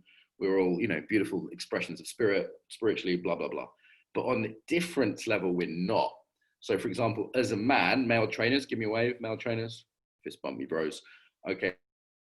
Be aware that most of the women in my training room have had sexual assault experiences that I haven't had. Almost certainly, most of the women, probably from age 12, right? They've been grabbed, they've been, even if it's mild, but it's experiences that I haven't had. So I have that as a man. That's important. I'm also acutely aware of different ethnic groups have different backgrounds. Okay, and I don't have to be patronizing about that. I don't have to jump to conclusions about that, but it's very likely if someone is Ukrainian, for example, or Jewish or black, whatever, there's different histories there, different patterns, different traumas. It's well worth knowing about. When I work with Indian people whose family, that's different from Pakistan, actually. There's differences there in those 2 groups, in terms of trauma histories.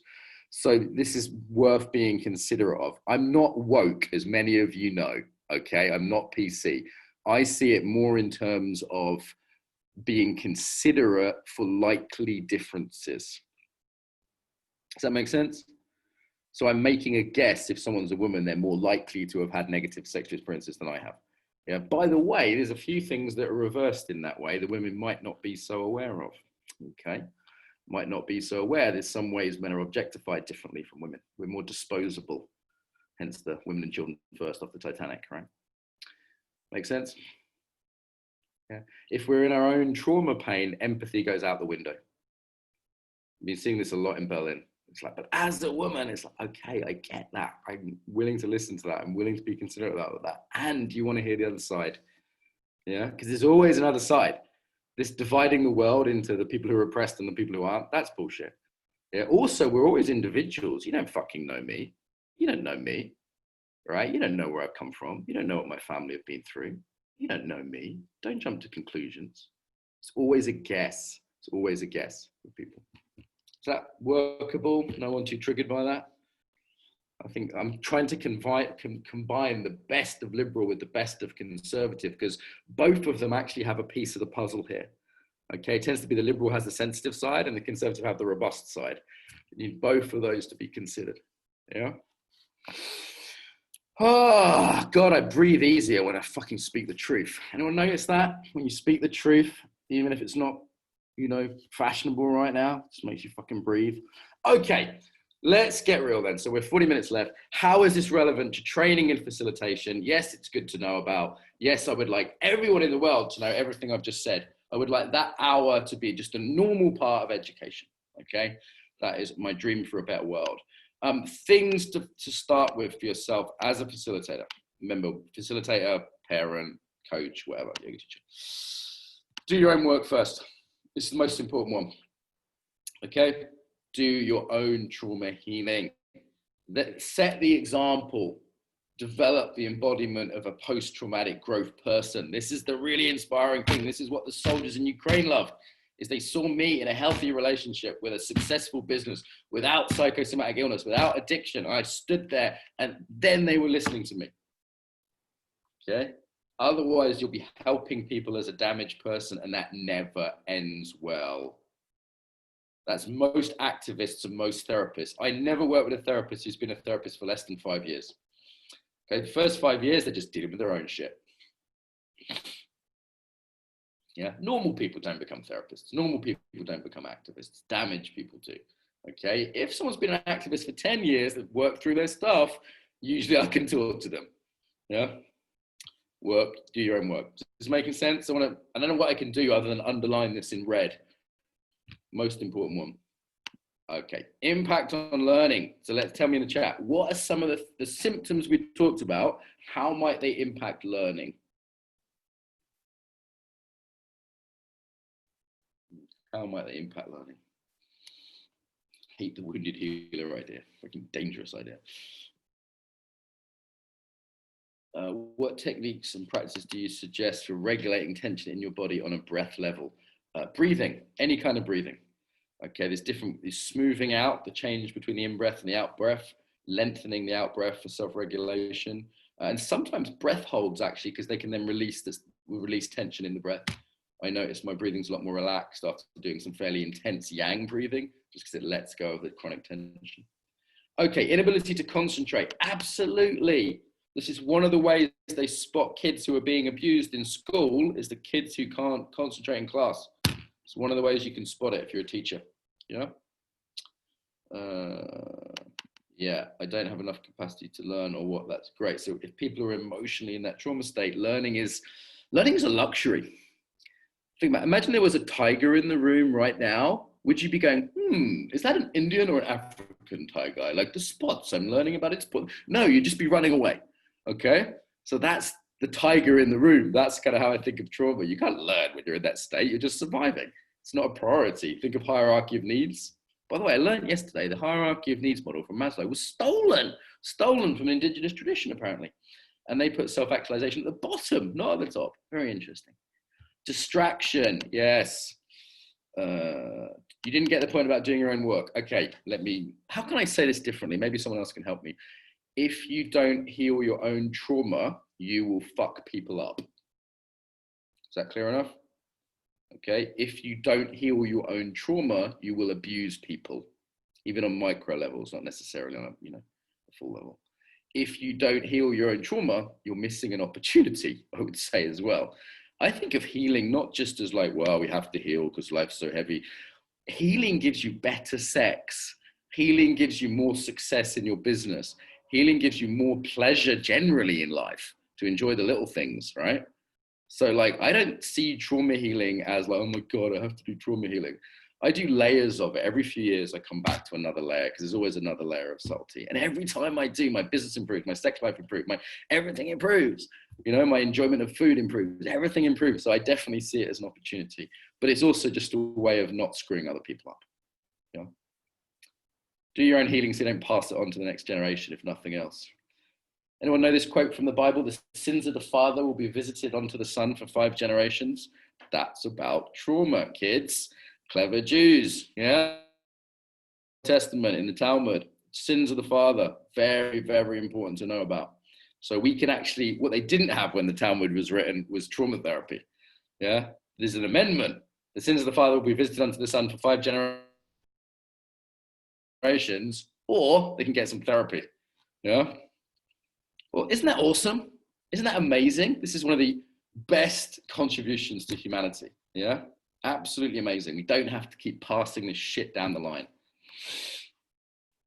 And it's interesting in Israel, actually, the trauma conversation is really politicized, because there's people that don't want people to know about trauma there.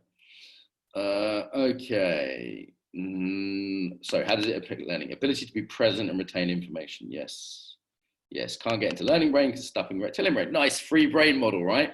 Neocortex in trauma essentially closed down. You stop being smart. The emotional parts of the brain, you're disconnecting. A social engagement system is offline. This is very simple child's neuroscience, by the way. Reptilian part of your brain is activated. Very difficult to learn and connect. Okay, no, can't even hear. This is an interesting one. When you're in a trauma response, your hearing is literally damaged. You literally cannot hear as well. So it's not just empathy, it's like you literally can't hear as well. Yeah. Lack of memory, lack of laying down memories. Okay, inability to take breaks. So think of this in terms of you're not self-regulating well. Students are not knowing when they're full. Often when I'm working in Russia and Israel, they're like, one more thing. And I'm like, you know what? Let's take a pause. Let's take a break. Why don't we do that now? Take a quick breath.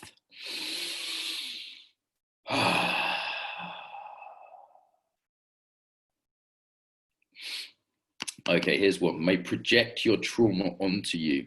Sadly, many people have been abused by authority figures. You are an authority figure, whether you're a coach or a trainer. I don't give a shit how Rogerian you are. I don't give a shit how much you say. It's all with the client. You will have this projected upon you. Okay? Men, you will have gender trauma projected upon you. Women too. This is sad. It's just the way it is. So be aware of this. Yeah, people might feel more tired because energy is drained through that. Great. This is some really nice comments here. Is it possible to be traumatized and still be a decent person? Absolutely. Some people's trauma pattern is that they're super nice, super conflict avoidant, right? Super like agreeable to everyone. My student Erica has this training for women who are too nice. Okay, look up my student Erica, women who are too nice. Who needs that? Okay, being too nice is a fawn response. This is another trauma pattern. It's like avoid conflict. Those people are not assholes. They're the opposite. They need to be more assholes. I'm doing a course on that in a couple of days' time, actually, how to be more of an arsehole. We've got a cat as the image, okay? So yeah, I'm sorry if I gave the impression that traumatized people are always arseholes. It's potentially one response. Another, being defensive, for example, is one potential very common response, yeah? Seeing threat where there isn't threat. I'm like, whoa, I didn't say that, Okay, you ever have a student like that? You're like, what? I did what?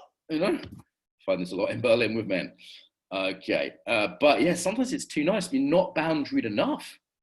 Okay, this was Daniela's pattern before she learned to do the, hey, get your beach towel off my sun lounger. Okay, not actually hearing what's happening in the room, they're looking through the lens of unsafety. How can you learn if there's not some safety, right? There has to be some sense of like, you know what, I can relax enough to take in something new. I'm not in survival mode. Let's see, what other clever things did I put in my slides that I've forgotten? Boundaries. Okay, so here's one of the things I used to notice when I worked a lot with kids. So I worked about 50,000 kids, by the way, including in a number of war zones. And when I tap a kid on the shoulder, like, hey, John, hey, Sarah, if they would just turn around, that's a normal response, okay? If they would do nothing, like I touch them and they just passively sit there, that's a bit worrying. Okay, learn helplessness at school. People that have been abused, that have not been able to escape can have this. Yeah, think of how powerless a child is in the face of abuse, for example. Right? They just learn to just space out, to not be there. Okay. The other response would be the boundaries. As I tap them on the shoulder, and they go, "Oh, what? What do you want?" Right? It's like, well, easy. Anyone had a date like that? Okay, where the boundaries are a little bit over or under defended. Yeah. It's like, okay, too over defended. It's like easy, tiger. And too under defended, there's a potential for accidental abuse. Yeah, once I was dating in Russia, I kissed someone and they were completely still. They just remained still. And then I realized they weren't consenting, they were complying. Does it make sense as a difference? So the fact that they didn't kiss me back, it took me like just a second to notice. It was actually kind of a horrible feeling, actually. It was like, oh my God, I'm abusing this person. Does that make sense? Because they weren't consenting, they were complying. And compliance has a different tone in the body. Yeah.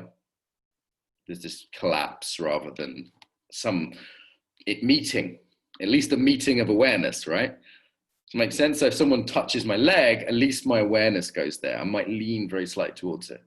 Okay, it's not just no response. Freeze responses are the hardest to spot because they're not active. Fight response is easy. It would have been, I tried to kiss the girl, she went, fuck off. I'm like, whoa, okay, sorry, I misread the situation. Okay, run away. Flight response is easy. She runs out the doors in tears. Oh my God, I'm so sorry. Okay, but a freeze response is harder to spot. You with me? Okay. Who's responsible here? Me, her, both? Okay, we could argue it, right? You know, I think it's important we have sensitivity around this, and learning about these issues helps. Okay, it would have been, I think I spotted it quicker than the average guy would have done because I knew about this freeze response. Yeah, literally just stood there. Yeah. You guys okay? Anyone got any stuff in the body that needs moving through? Some bad memories that are happening from some creepy guy called with a beard who tried to kiss you once. So look around, look for 3 things that are blue in the room or green. Notice your feet on the floor. Let your belly be soft and relaxed. Okay. Okay. You can learn to self-regulate a little bit better. Oh, I think a cleaner is here in my hotel room. Just give me 1 second, guys. Take a stretch break for a minute. Hello. Come back later. Yeah, thank you.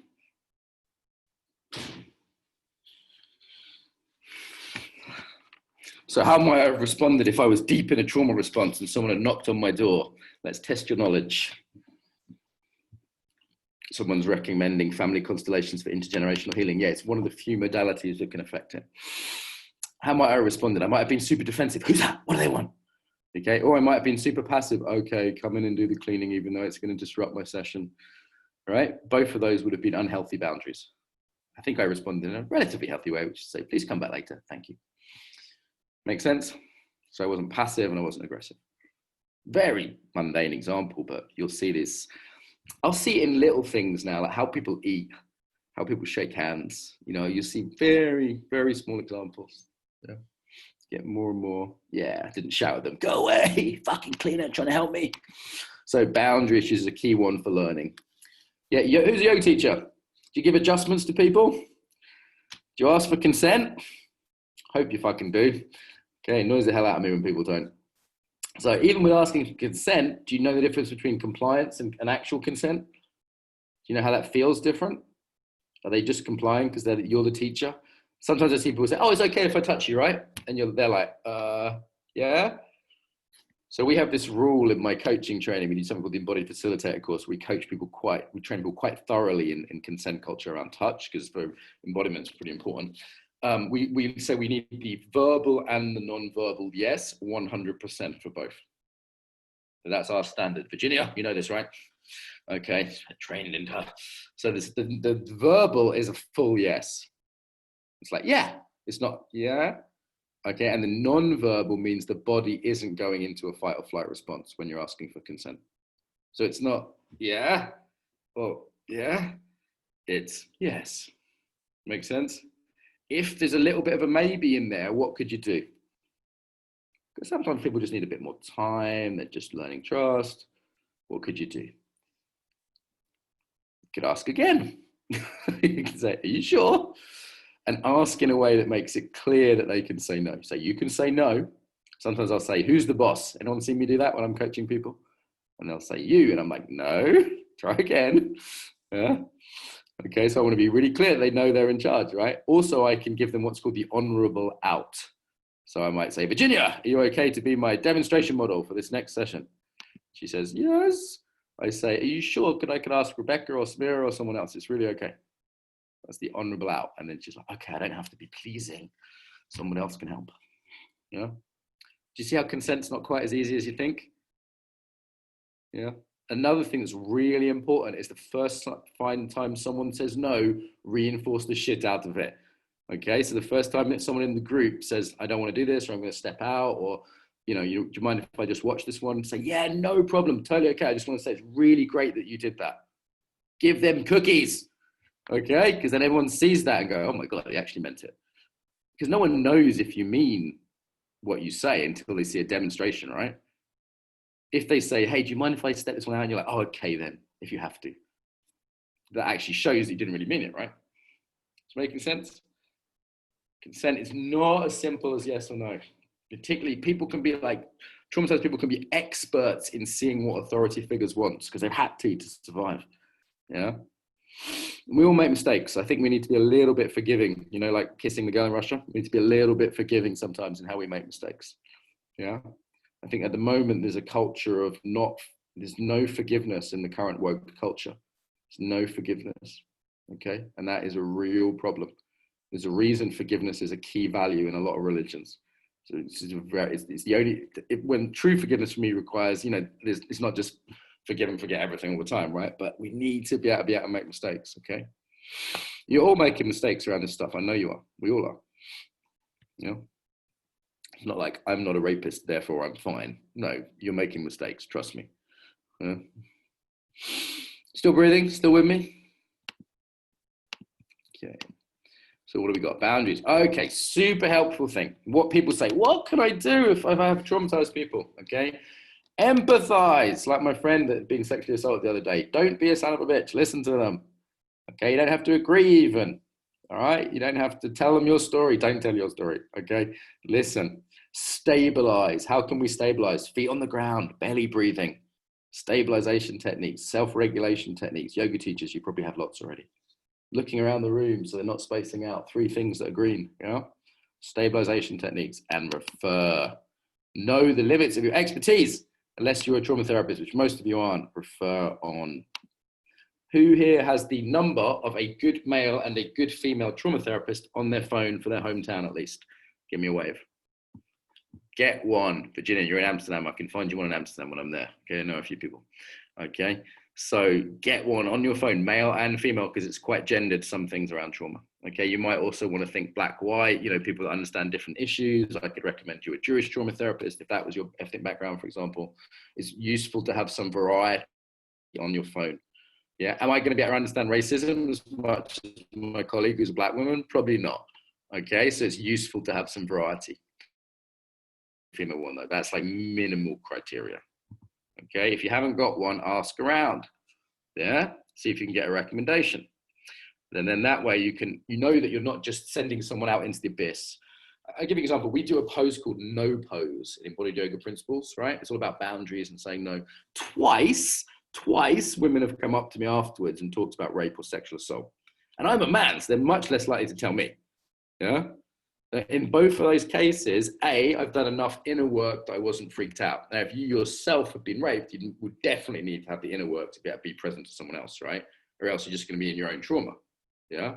It's a necessary condition to be present to someone else is our own inner work. So back to that point.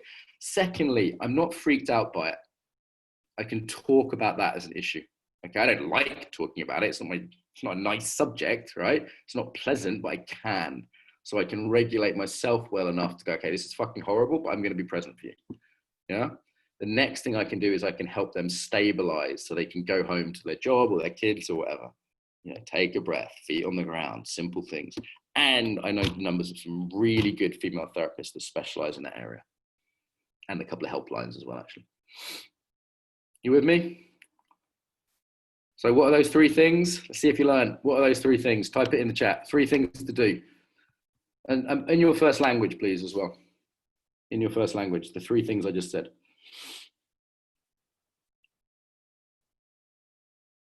Sometimes there's a bit of a language barrier that stops people remembering when they're under pressure. And when we're under pressure, we revert to our first language normally. Same in the bedroom, actually, I would say as well. Okay, empathize, stabilize, empathize, refer. Oh, look at it in Dutch. Stabiliseren, referring, that's my Dutch. Okay, there's a lot of Dutch going on today. I hope I see some of you guys in Amsterdam. Great. Okay, so in your own language, those 3 things. If you learn nothing today, that's the main takeaway for other people. Okay, for other people. Useful, something simple, something you can use and remember. Yeah. And then if you're a therapist, maybe you're skilled to add techniques and other things, but yeah, this is basics. You're not going to get in trouble for doing those things, okay? Nobody ever said, oh my God, what an asshole, he listened to me. Oh my God, he helped me calm down. What a complete jerk, I'm going to sue him. Oh my God, he gave me the phone number of a qualified therapist. No one's going to say that, right? This is pretty safe stuff. Yeah. Also, I'd say the limits of your own capacity. So I worked with soldiers in Sierra Leone once, and because of underfunding for this particular NGO, I didn't have a co-trainer, which I now wouldn't do because I had worse boundaries at the time. And for 10 days, I listened to soldiers tell me their stories about the civil war in Sierra Leone. Now, I don't know if you know history, but it was pretty fucking appalling, okay? Well, it was really one of the darkest things I've ever heard about, actually, in human history, really unpleasant stuff. I won't share the details now. And after 10 days of this, I was such overwhelmed that I literally had to be picked up from the airport. I couldn't make it home. I was in such a mess by the time I got home that my friend had to come and pick me up. And I'm still grateful for her for coming in her cool sports car and taking me home. Okay, but that was really shitty boundaries. I wasn't aware of my capacity. Halfway through, I should have said, you know what? Let's all take a day off, right? Instead of doing a 10-day intensive, because I was like, I have to help people. I have to really help. That's a big trauma helping pattern. I've got to help everyone, right? I was trying to be the fucking, savior complex. Yeah. Victim triangle rescuer, all right? Going into the rescuer mode. I should have said, you know what, guys, we're not going to get, Samara, you got that one going on. So I should have said, you know what, we're not going to get through all the content, guys. Let's just take a day off, all right? Just for my own self-care. So knowing your own capacity. And sometimes that's saying to someone you really care about, I know you've been hurt. I know this really matters to you, and I don't have capacity to hear you right now. That's a difficult thing to do. Who would find that difficult if you're a helper? Yeah, and that's if your kindness doesn't include yourself, it is incomplete, as my friend the Dalai Lama said. Okay, it's not my friend, but I've got a massive man crush on him. Let's face it. Okay, sometimes helping is a form of self-abuse. Gonna let that sink in. Sometimes helping is a form of self-abuse. There's other things that are forms of self-abuse too. Doing work for free all the time. Who's constantly working for no money? That's a form of self-abuse for many people. Okay, who's an overworker? Again, one of the most socially acceptable forms of self-abuse. I'm so busy, I'm working so hard. Then you're a dickhead. Get over it. Yeah, take a day off. Go to the sauna. All right, come on. It's not something to be proud of. Being busy is not something to be proud of. By the way, when you meet the hyper-successful, sometimes I coach the hyper-successful, they boast about how unbusy they are. Being busy is a middle-class boast. A really high-level boast is being spacious. Yeah. Whew. All right. Questions, and then we'll close with 5 minutes to spare. 10 minutes of questions. I think I've covered the main areas. Oh, there's one more area. So techniques. So common errors that I see actually, first of all, not consent for trainers, not calibrating, doing things too intensely, too quick. Very common for yoga teachers, dance teachers. You need warmth and authority. I hope I've embodied that today, at least adequately. Warmth makes people feel safe, but so does authority. Think of British Airways. Hello, I'm your captain. We'll be flying at 10,000 feet today. I know exactly what's happening, and I have a team to take care of you. I'm both authoritative and warm, and your mother would probably want to sleep with me. Okay, that's warmth and power. That's what British Airways are trained to convey because it creates trust. All right, it's not, hello, welcome to EasyJet. I think we're flying at 10,000 feet. Oh, yeah, great, have a nice flight. There's no power, there's no authority. It doesn't create safety. Authority creates safety. That's why children like me. Because when I meet children, I'm like, here are the rules. Here's what you can do. Here's what you can't do. I'm the boss and I love you. Make sense? I'm the boss and I love you. Or, like I know what I'm doing and I care about you. That's the thing that conveys trust. And traumatized people need both. They need safety and warmth, but they also need clarity. Yeah, like when I do a training in Russia, I say, here's the schedule for today. Did you catch me doing that today? I said, it's going to be 2 hours. We might take, we're not going to take a break, but here's what we're going to cover. Giving people predictability. Traumatized people want predictability because it creates safety. Trainers taking things personally when you have an asshole in your group, okay? State chasing. This is the idea of constantly trying to pump these intense states. Yoga teachers are often obsessed with these. Other one I would say, absolutely essential, ethics. Ethics, I say for fuck's sake, because I keep seeing so many bad examples of this, all right? Ethics around your students, ethics around power, ethics around money, ethics around sexuality. Things you need for ethics. I think you need 3 things. You still with me? I'm giving you quite a lot of information now. 3 things you need for ethics. You need to be able to feel in your body when you're doing something wrong. That's a feeling in your body. It's a contraction. Okay, so you need body awareness. The second thing you need is you need a code of conduct. You need rules. Don't rely upon the feeling, because you'll fucking kid yourself when there's a super hot person, okay? Or something else, super lots of money at stake. Third thing you need is you need a community, okay? So I asked Daniela, I might say, hey, Daniela, I really fancy that person that was in my training last year. Do you think the cooling off period is long enough now? It's been a year. Is that okay? What do you think? Yeah? Make sense? It's like, should I ask them out? Okay? It's like, there's a community that I'm accountable to. Yeah, I have different standards for online trainings than I do for face-to-face trainings, depending on the level of power differential, the level of intensity. You know, people are on EFC, for example, that's different than if they're in a 2-hour free training like this, right? Sorry, Virginia, it's not going to happen. So, sorry. So, just teasing. Okay, so you need those 3 things. Felt sense of right and wrong, okay? Sometimes it's not a very fashionable idea, right and wrong. You know, it sounds very moralistic, doesn't it? But go to the Hitler Museum in Berlin, then tell me if evil exists. It does. Okay, we need to have a felt sense of this. Yeah, in the small ways. Like earlier when I told the truth and I felt like a relief, that's the same thing. Our moral sense is not just what we're doing wrong, it's what we're doing right. Yeah, that's another sense in embodied ethics.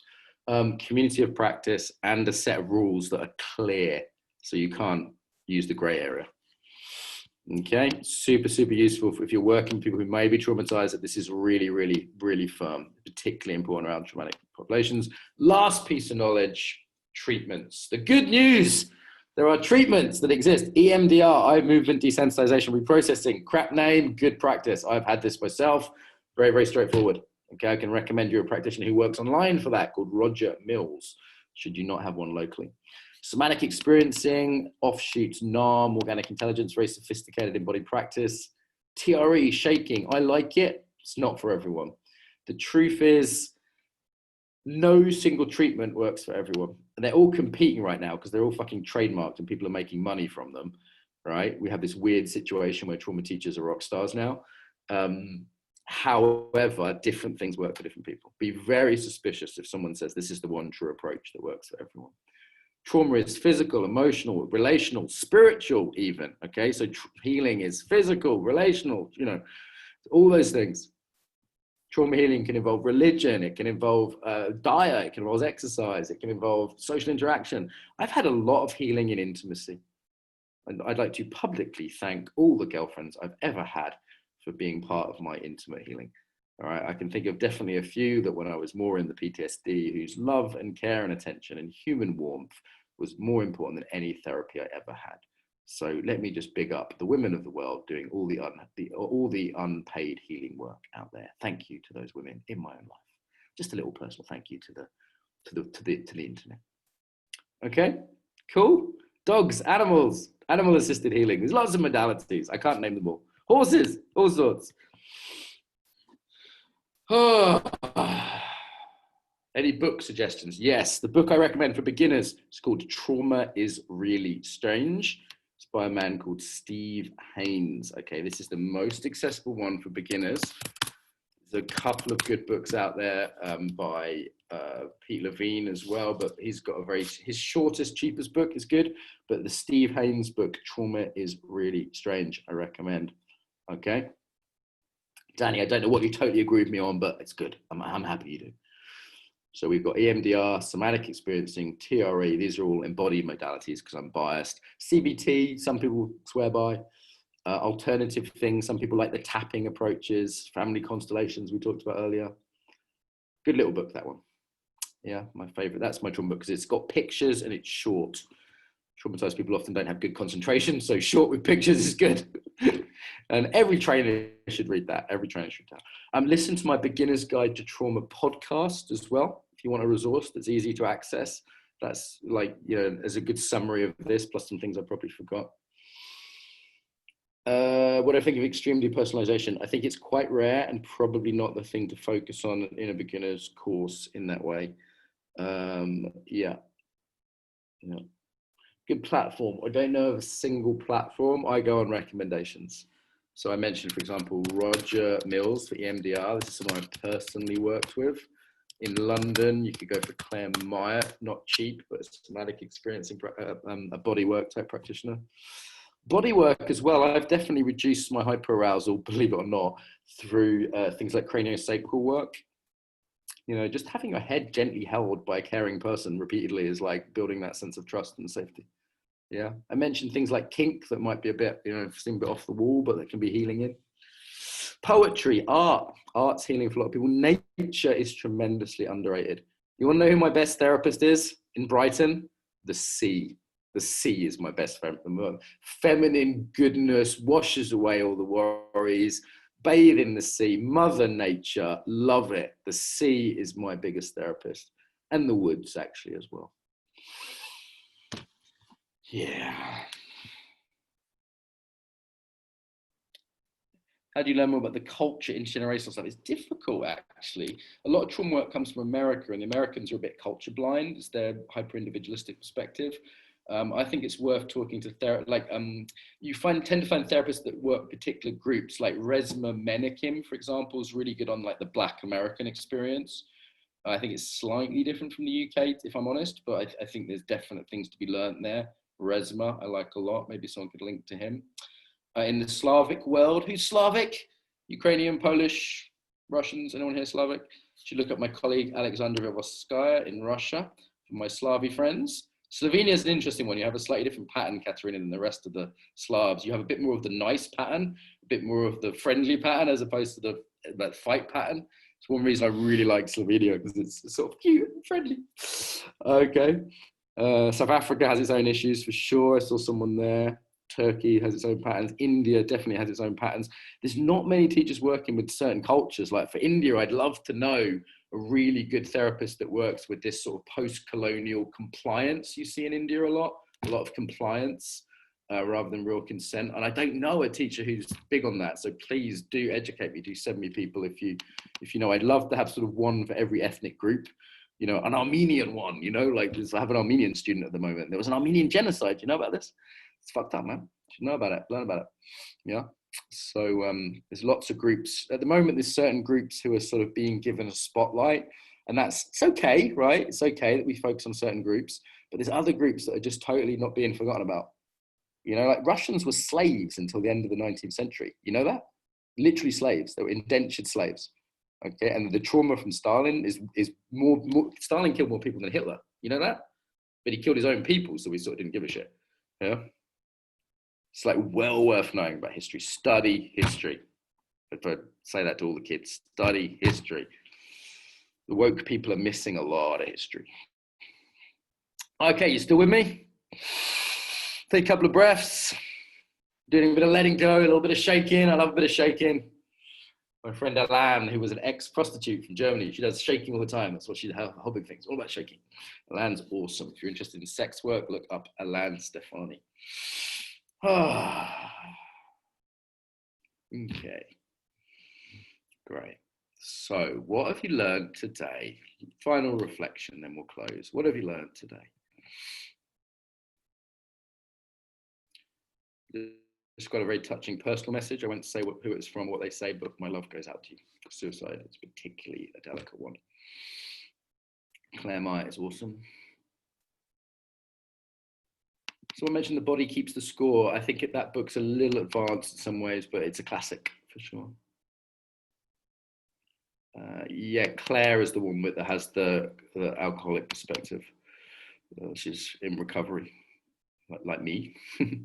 Lots of trauma and addiction quite often go together because it's a form of self-regulation. Fix yourself first. To love yourself. Yes, trauma healing as a form of self-love. Trauma healing is an opportunity, as a way to make sure our kindness is kindness and not just some weird neurosis we're putting on the poor people. Yeah.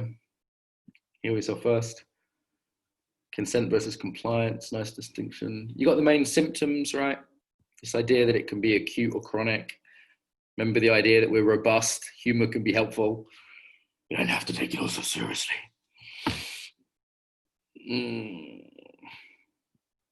ESR. Yeah, Gabor Mate is very good, particularly on sort of inequality as it relates to trauma. He's one of the main speakers at the conference. He was the one that brought in the social context rather than the individual context. You need 3 contexts: individual, social, spiritual. Okay, if you miss one, you get fucked up. Individual, we're all different, we're individuals. Social, we also come from social groups. Not all social groups are equally oppressed, they have equal experiences. Spiritual, we're all beautiful children and expressions of God. And ultimately, there's a part of you that is never traumatized. Part of you is pure awareness and cannot be touched by trauma. If you just look at that, you do the spiritual bypass, but that is an important perspective. Just throw that in at the end there, little minor point. How you guys doing? How you doing now? Give me a sign, give me a sound.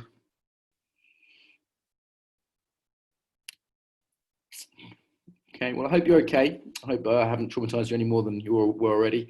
I wish you well, looking at the screen, maybe wishing everybody else well. It's a brave thing, it's a necessary thing. Trauma work is peace work. Trauma work is equality work. Trauma work is necessary for healing.